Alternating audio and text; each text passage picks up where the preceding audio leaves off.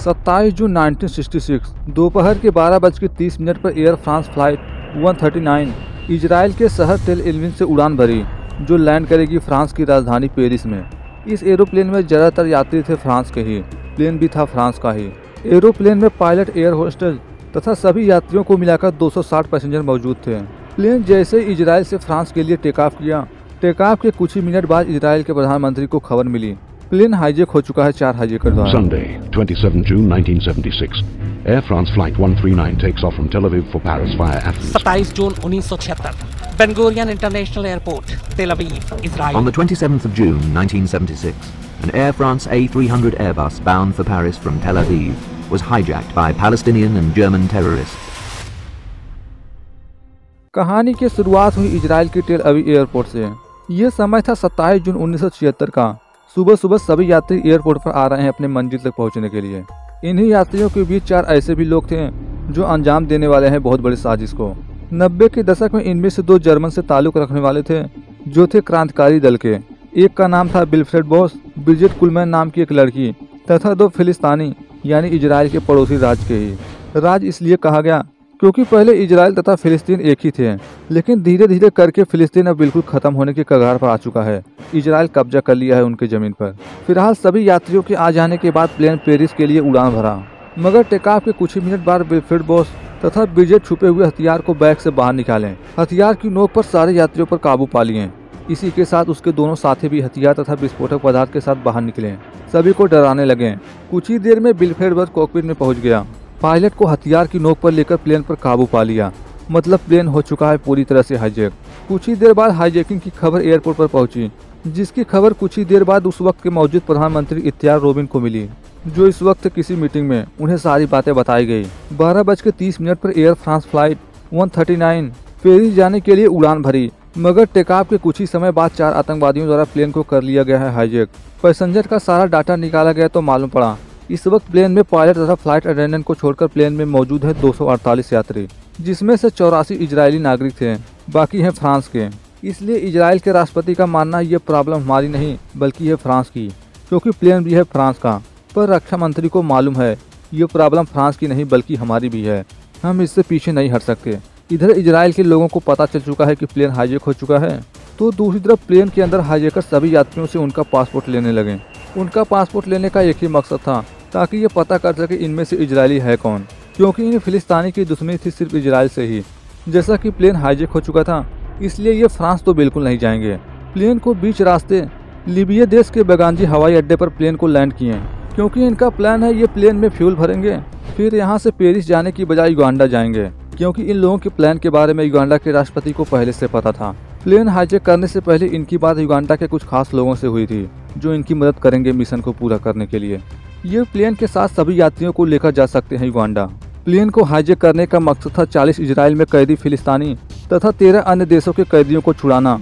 Libya में take off के बाद करीब 7 घंटे तक प्लेन एयरपोर्ट पर ही रुका रहा। प्लेन में फ्यूल भर जाने के बाद अब बारी थी प्लेन को युगांडा की तरफ ले जाने की, लेकिन प्लेन टेक ऑफ हो पाता इससे पहले पेट्रिशा साल्वेन नाम की लड़की, जिसका जन्म हुआ था इंग्लैंड में, मगर इस वक्त वह नागरिकता ली है इजराइल की, वह हाईजैकर से प्रेगनेंसी का बहाना करके प्लेन से बाहर जाने को कहने लगी। जब उससे पूछा गया कि तुम कहाँ से हो, तो वह इजराइल की बताने की बजाय इंग्लैंड की बताई। इसलिए वे लोग उसे छोड़ने को तैयार हुए। कुछ देर बाद उसे लेने के लिए एम्बुलेंस आई, क्योंकि वे इजराइल देश के अलावा किसी और देश को नुकसान पहुंचाना नहीं चाहते किसी प्रकार का। इस तरह से वह बहाना करके एम्बुलेंस के जरिए वहां से निकल गई। उसके जाने के बाद प्लेन युगांडा के लिए उड़ान भरा। धीरे धीरे करके यह बात पूरी दुनिया में फैल गई। इजराइल के प्रधानमंत्री को सलाहकार आकर खबर दिया प्लेन लीबिया से निकल चुका है, मगर जाने से पहले रिहा भी किया है एक पैसेंजर को।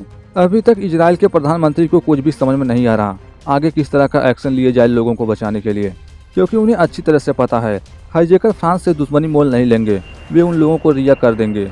इसलिए हमें अभी अपने लोगों को बचाने के बारे में कोई कदम उठाना होगा। इन्हें अभी तक नहीं मालूम प्लेन को अगवा करने का मकसद है क्या।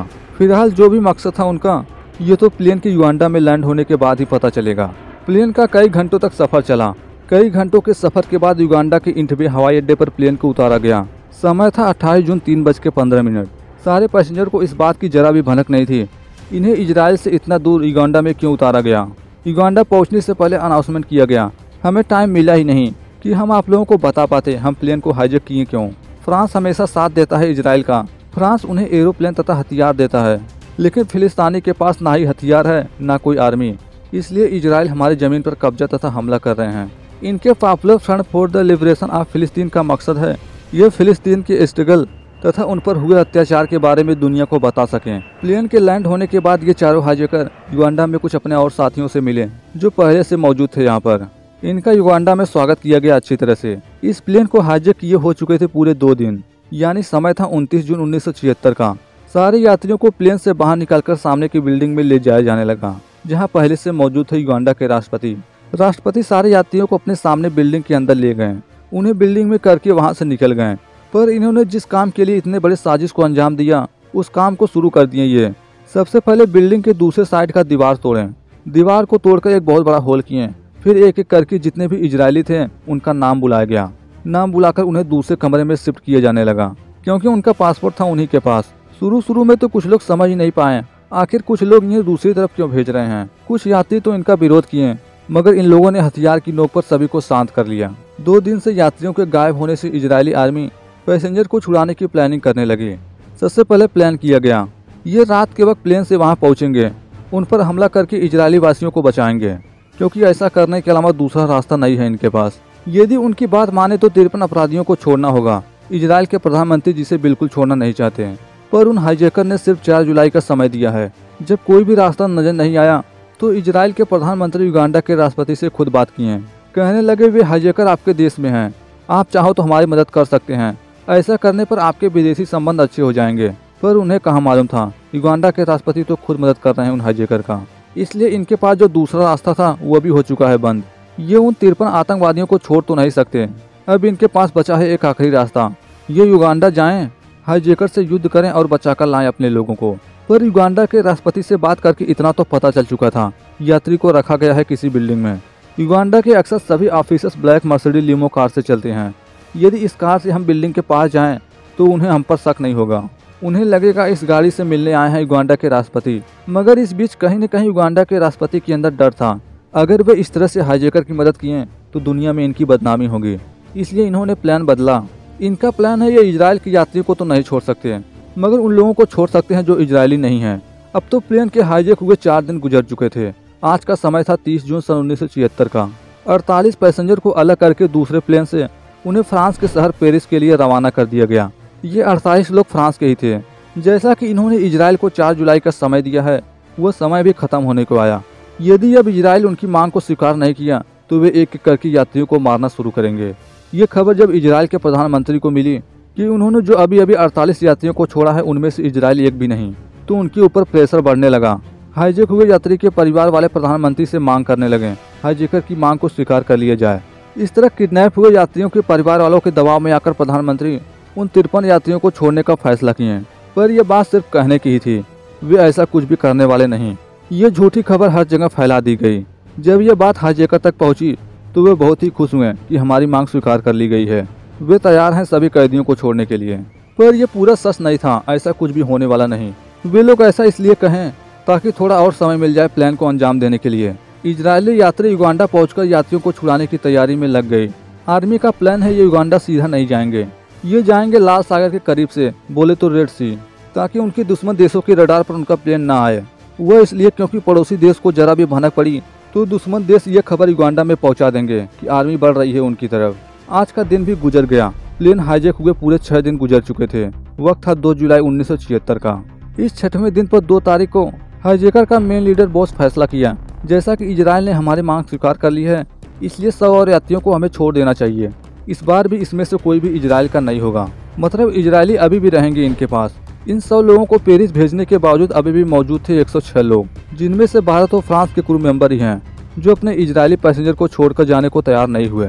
जिस तरह युगांडा के हाईजैकर पूरी तरह से आश्वस्त हैं इनका मिशन होने वाला है पूरा, उसी तरह से दूसरी तरफ 7वें दिन 3 जुलाई 1976 को इजरायली आर्मी उस बिल्डिंग के चप्पे चप्पे के बारे में जानकारी हासिल करने लगी सैटेलाइट फोटो के जरिए। अब समय आ चुका था आर्मी निकले युगांडा की तरफ। प्लेन में सारी चीजें लोड की जाने लगी, जिसमें मौजूद है कई सारी गाड़ियां भी। इस मिशन को अंजाम देने के लिए प्रधानमंत्री की पूरी सहमति नहीं थी, लेकिन रक्षा मंत्री के काफी कहने के बाद सभी राजी हुए, क्योंकि वे अपने सिपाहियों की जान खतरे में डालकर नहीं भेज सकते थे दूसरे देश। फिलहाल आर्मी पूरी तरह से तैयार होकर युगांडा की तरफ निकल पड़ी। वे सीधे रास्ते नहीं बल्कि जाएंगे लाल सागर रेड सी के ऊपर से, वह भी बहुत ही कम ऊंचाई पर, ताकि दुश्मन देशों की रडार पर उनका प्लेन ना आए। सब कुछ ऐसा ही चला। लगभग 4000 किलोमीटर की दूरी सब कमांडर के साथ कई घंटों के सफर के बाद आखिरकार रात के वक्त प्लेन युगांडा के इंटबे एयरपोर्ट पर लैंड किया, जिसकी खबर जरा भी नहीं थी हाईजैकर को। प्लेन के लैंड होते ही सबसे पहले गाड़ी को बाहर निकाला गया, जिस पर आर्मी युगांडा की आर्मी का ड्रेस पहनकर निकल पड़ी बिल्डिंग की तरफ, जहां मौजूद होंगे सारे यात्री। जब वहां पहुंचे तो युगांडा के किसी भी आर्मी को जरा भी भनक नहीं हुई। उन्हें तो लग रहा है कि राष्ट्रपति आ रहे हैं इस गाड़ी से, क्योंकि उन्होंने अपनी गाड़ी को उन्हीं की तरह सेम टू सेम करवाया था मॉडिफाई। मगर ये जितने भी प्लानिंग कर लें, युगांडा के सिपाही पास आने पर उन्हें पहचान ही लेंगे, इसलिए पास आने से पहले ही सामने मौजूद सिपाहियों पर फायरिंग करने लगे, जिसकी आवाज़ अंदर भी सुनाई पड़ी। इसलिए सभी लोग अलर्ट हो गए। इजरायली आर्मी तुरंत गाड़ी से उतरकर बिल्डिंग की तरफ जाने लगी, पर अचानक से ऊपर से हमला हुआ। इस हमले में एक इजरायली सिपाही घायल हुआ। इसके बावजूद ये लगातार बिल्डिंग की तरफ बढ़ते रहे। अंदर जाने पर जैसा कि रात का वक्त था, इसलिए सभी लोग सोए हुए थे। फायरिंग के बीच किसी को गोली नहीं लगी। इनके तथा हाईजैकर के बीच कुछ समय तक फायरिंग चली। फायरिंग में सारे हाईजैकर मारे गए, जिसमें वह लेडी भी शामिल थी। 106 यात्रियों में से 4 यात्रियों को हाईजैकर ने मार दिया था, मगर 102 लोगों को बचाने में कामयाब हुए। मिशन में लेफ्टिनेंट कर्नल योनटन शहीद हुए। ये वही थे जिनके बड़े भाई बेंजामिन थे, जो आगे चलकर इजराइल के प्रधानमंत्री बने। हाईजैकर के साथ 45 युगांडा के सिपाही भी मारे गए। इजराइल के इस मिशन को पूरा करने में मदद युगांडा के पड़ोसी देश केन्या भी की थी। इसलिए गुस्से में आकर युगांडा का राष्ट्रपति ईदी अमीन केन्याई लोगों को मारने का आदेश दिया। इस आदेश पर युगांडा में रह रहे 245 केन्याई लोगों को मार दिया गया, जिसमें लगभग 3000 लोग भाग गए थे देश छोड़कर। हाईजैकिंग की घटना कोई बहुत बड़ी बात नहीं थी। 8 अप्रैल 2009 को अमेरिका का कार्गो शिप केन्या के ही देश मोम्बासा के लिए जरूरत का सामान लेकर जा रहा था, लेकिन शिप जब सोमालिया के इलाके से गुजरा तो उनका सामना हुआ सोमालिया के समुद्री लुटेरों से, जिसके बारे में बात की गई है इस वीडियो में। यदि आपको ये वीडियो जरा भी पसंद आई हो, कुछ भी नया सीखने को मिला हो, तो एक लाइक करिए। इनक्लिंग एक्सप्लेनर चैनल को सब्सक्राइब कर लो, बिल नोटिफिकेशन दबाओ, ताकि आप ऐसे इंटरेस्टिंग वीडियो कभी मिस ना करो। मिलते हैं एक नए स्टोरी के साथ। Thanks for watching this video.